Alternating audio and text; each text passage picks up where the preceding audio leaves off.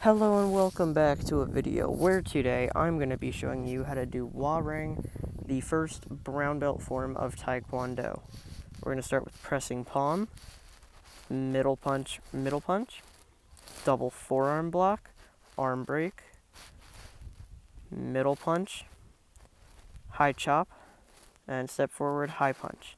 Pivot 90 degrees to the left and down block, step forward, high punch, and side kick, land in a pseudo, and then step high punch, step high punch and key up, pivot 270 degrees counterclockwise and pseudo, spear thrust, pivot left and pseudo, roundhouse kick, land in a pseudo, pivot 90 degrees to the left and down block, middle punch, step, middle punch, step, low X block, sweep with right foot, low block and elbow strike at the same time.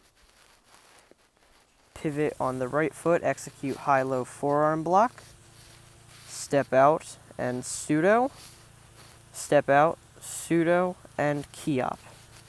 And that is going to be it for this video. If you enjoyed or were helped at all, please make sure you leave a like and subscribe, and I will see you in the next video. Goodbye.